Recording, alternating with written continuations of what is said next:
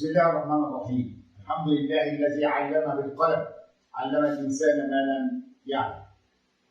وتكريما وتعظيما للقلم وللكتابه قال الله تعالى: نون والقلم وما يسطرون.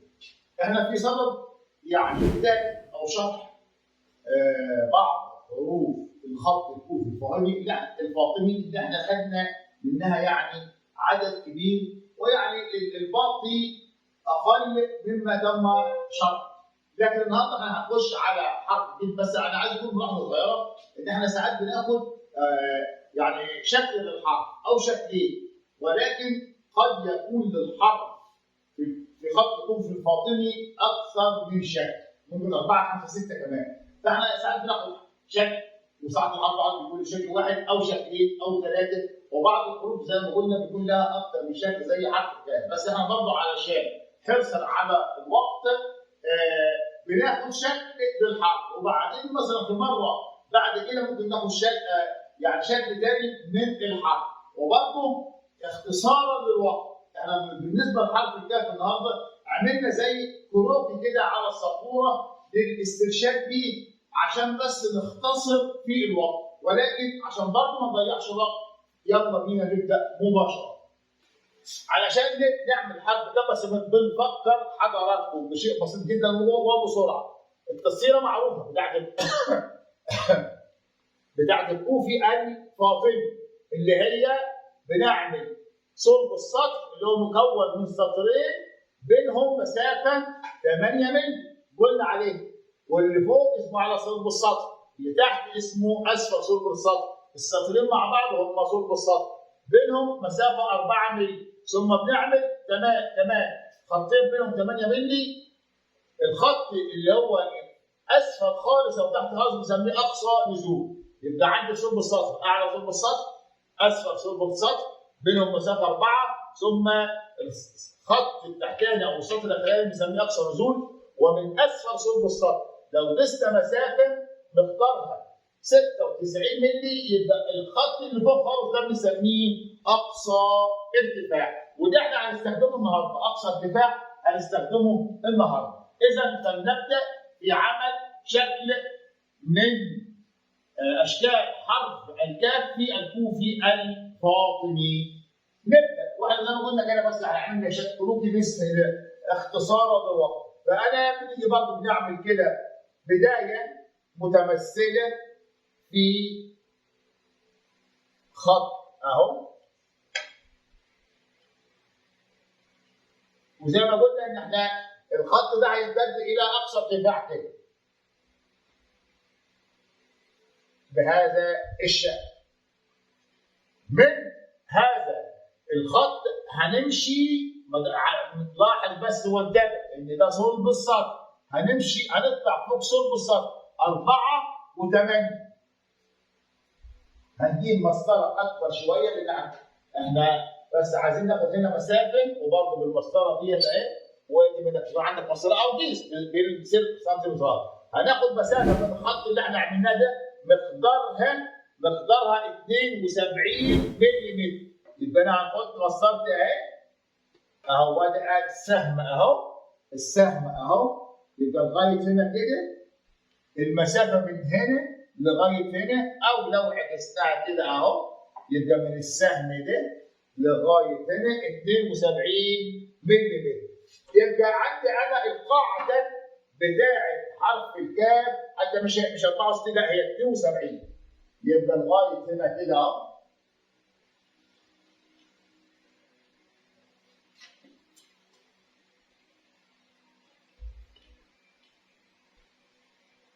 المسافه دي من هنا لغايه هنا 72 ملم. هنطلع فوق صلب السطر 4 ملي وبعدين 8 ملي اهو.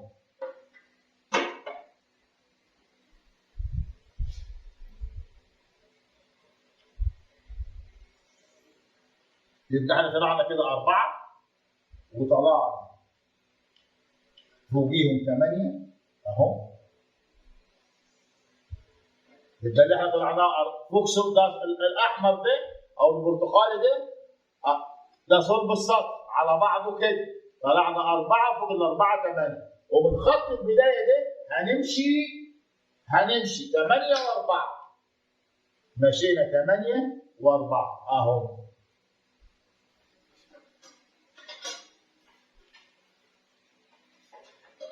نجيب المسطره الاصغر شويه بعد ما مشينا 8 و4 يبقى انا مشيت كده 8 ومشيت 4. فخلي بالك ده من خط البدايه مشيت 8 وبعدين 4. عندي هنا يبقى نتيجه ان انا طلعت 4 ومشيت 8 و4 يبقى عندي مربع هنعمل فيه ربع دايره بدايره 8. ربع دايره والحته ديت بنعمل برضه فيها ربع دايره كده بدايره 24 لان نعمل الربع بس. تمام؟ طيب انا ماشي كده انا مشيت كده طلعت هنا 4 وبعدين بعديهم 8.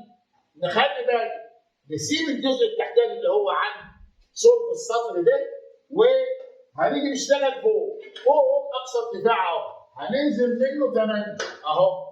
يبقى انا نزلت كده 8 من اقصى ارتفاع اهو. نوصل كده اهو.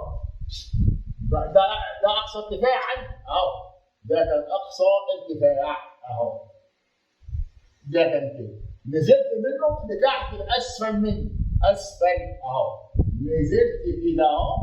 نزلت كده 8 اهو 8. نزلت من هنا نزلت 8 وبعدين عايز تعمل ترويسه. هنعمل ترويسه هنا اهو بحرف الكاف اهو. هنخش ده من هنا 72 من عند خط ال 72 هنخش كده 8 اهي لغايه هنا كده اهو. بننزل بخط مساعد كده. يبقى اذا المسافه اللي انا دخلتها دي 8 وبعدين انا كنت نازل هنا 8 هننزل كمان تحتيهم 4 اهو. يبقى انا الشيء اللي نزلتهم صغيرين دول 4 يعني 4 كده اهي.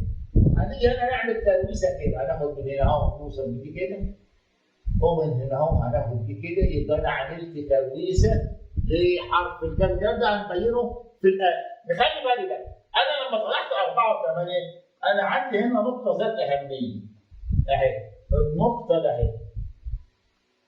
طيب يبقى احنا حددناها. عايز نحدد النقطه اللي انا هلتقي معاها. احنا كنا نزلنا هنا 8 لا من الخط اللي نزلت منه ده هننزل كمان 16 ايوه 16 اهو. يعني لغايه هنا 8 وبعدين بننزل تحتيها كمان كده 8 اهو. يبقى الشويه اللي انا نزلتهم دول على بعضيهم من هنا لهنا دول 16 جنيه. وهنخش من خط البدايه كده نخش 8. دخلنا 8 اهو لجوه زي ما دخلنا برضه هنا 8 لجوه. دخلت 8 اهي. يبقى هنيجي هنا اهو ننزل بخط مساعد كده اهو. المهم الخط ده اهو نزول هنا كان 8 وهنا كنا نازلين 16.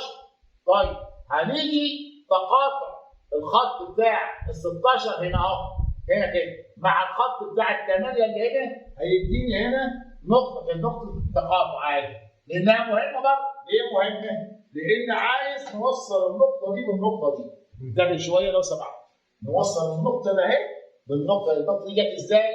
دخلت كده 8 اهو ونزلت كده 16. يبقى ال 16 نزلت بيهم مع ال 8 اللي مشيتهم على النقطه. هنوصل النقطه دي بالنقطه دي كده اهو. يبقى انا وصلت النقطه دي بالنقطه دي. طيب هنيجي انا من الخط ده اهو. ما حدش يقول لي المسافه اللي انت مشيتها هنا قد ايه بلاش معيار ولا الخط ده هيلتقي فين ملوش معيار. ما ايه المعيار عندنا؟ المعيار ان الخط لما وصلت النقطه دي بالنقطه دي هناخد كده 8 اهي. خدنا من هنا لهنا 8 وناخدها في اي مكان تاني اهو كده اهو. ثم نوصل النقطه دي بالنقطه. يبقى اذا المسافه ما بين الخط ده والخط ده هي 8 مللي اهو. هنوصلهم ببعض كده. نوصل النقطتين ماليش دعوه هي هتلتقي فين. ماليش دعوه برضه هي هتلتقي فين. اهو كده. ونخليه كده يمكن عشان تكون الرؤيه اوضح شويه وان كان يعني يبقى فيه صعوبه شويه في الاداء. لكن عشان برضه نشوف بسهوله اهو بنوصل النقطه دي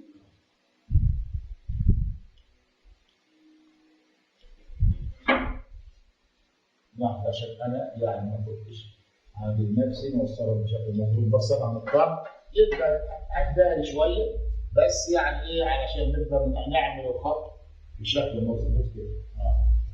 يبقى انا لما خدت من هنا 8 ومن هنا وصلت المسافه دي قد ماليش دعوه يعني لما النقطه دي وصلتها من النقطه دي نزلت تاني خلاص في اي مكان وبرضه على فكره ما نوصلش هنا لا انا لما نزلت 8 جت في النقطه دي المسافه دي قد ايه ماليش دعوه هي ممكن يكون لها مقياس ولكن ماليش دعوه هو التقط هنا تمام.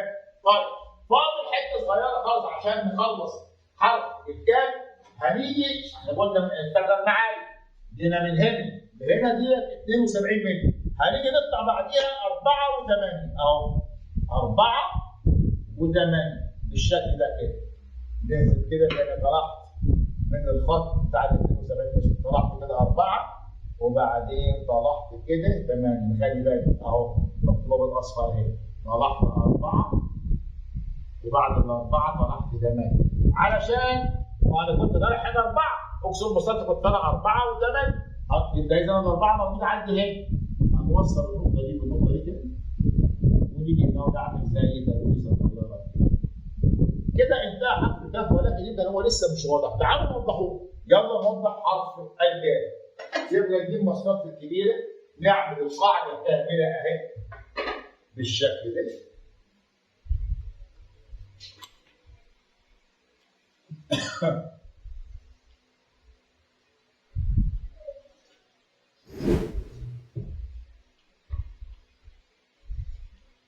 وبعدين نطلع فوق هنا اهو حرف يعني الى حد ما مقاسه كبير شويه ونخلي بالنا برضه ان ده احد اشكال حرف الكاف وبعدين الاربعه اللي احنا طلعناهم اهو نخلي بالي بقى وانا بنعمل ان انا هنقف لحد هنا كده اهو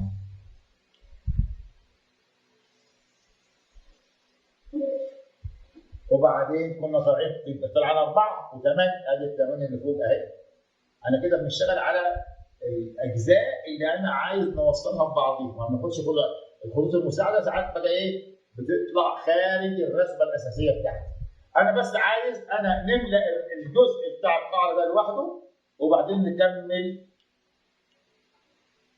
نظلل باقي الجزء بتاع الحرف نوضح دي كده اهو يبقى انا عندي القاعده بتاعتي اهي دي طالعه معايا كده دي نازله كده احنا بنحاول نوضح الحرف اهو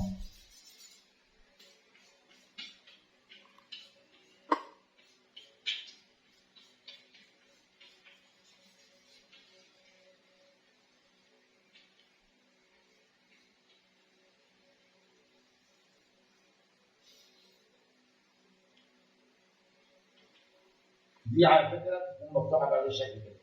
طيب وبعدين بنيجي انا برضه على الجزء ده بنوضحه اهو. ده بيلتقي معايا كده مش معاه كده عشان بس امتحن من الحرف دي ازاي وضوح. وديت بعد كده لو في حاجه مش باينه انا ببينها بالمسطره الاول او بهذا الشكل. الجزء اللي فوق عشان كده برضه احنا كنا ايه عاملين هذا الاعداد علشان الوقت برضه ايه ما يبقاش طويل اكتر من الحته بتاعت اللي هي اقصى بتاع. خلاص الجزء ده بيخش مع بعض برضه كده اهو.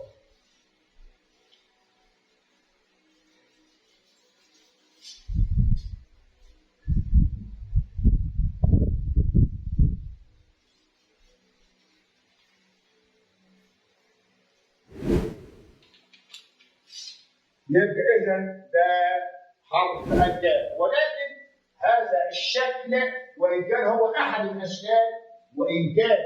الاشكال الا ان هو يكفينا يعني بيعرف الحرف ده ممكن لو جاله حرف الكاف في اي كلمه ممكن بيستخدمه يعني مفيش اشكال ان الحرف ده بهذا الشكل بيخدم الاربع حالات بتوع الحرف. طب ما نشوفه كده يبقى اذا حرف الكاف مفرد زي ايه؟ زي كلمه ملاك. خلاص؟ هيتحط زي ما هو كده، زي ما هو ملاك اللي الالف في الاخر، وهيتحط زي ما هو كده، زي كلمه ملاك اهو. طيب مبتدئ متصل، مبتدئ متصل يبدا هيتكتب زي ما هو كده في الاول، ولكن هيتصل من هنا من عند صلب السطر، منطقه الاتصال اهي اللي انا بنعملها باللون الاصفر دي اهي. يبقى مبتدئ متصل هو زي ما هو كده، واتصل بحرف هنا زي كلمه ايه؟ كتاب، وبعدين نعمل التاء اللي احنا خدناه، وبعدين الالف والباء، يعني ممكن نكتب كلمه كتاب. طيب يبقى هنا ايه؟ يبقى مفرد زي ما هو كده، مبتدئ متصل، مبتدئ واتصل بهنا اهو.